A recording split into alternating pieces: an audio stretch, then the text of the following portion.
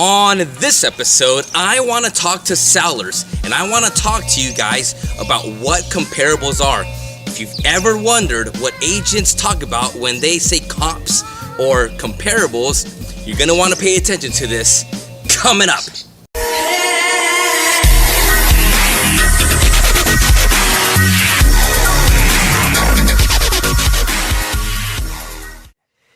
Welcome, I'm your host, Steve Penate, Realtor and host of the Steve Talks Real Estate Show, where we bring you value, content, and tips in all things real estate and housing related.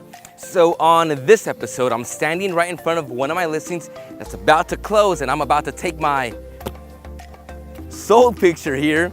I'm excited about it, but I wanted to talk to sellers about comparables. What are comparables? We all know as sellers, when you call your real estate agent, they tell you, let me send you a comparative market analysis, a CMA. In other words, they gather comparables to see what price they can sell your house for. So let's go into comparables a little bit more. Here we go.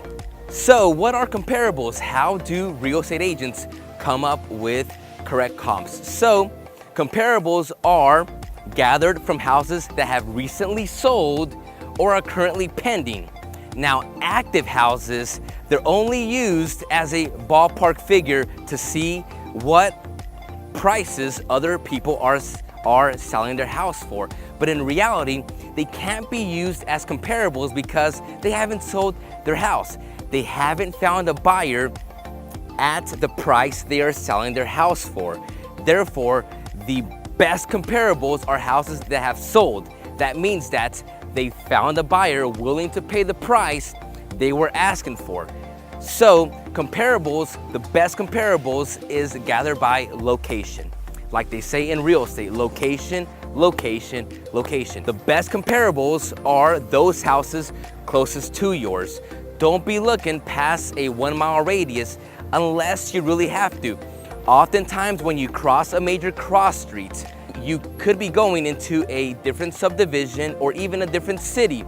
Therefore, always look within the square mile of where your house is at and those closest to yours. Those houses closest to where yours is at are the best comparables that can be used. So location, number one.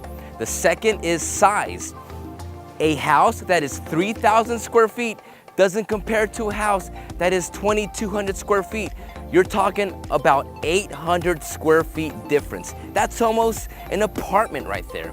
They are two very different houses. Therefore, pay attention to the size of the house.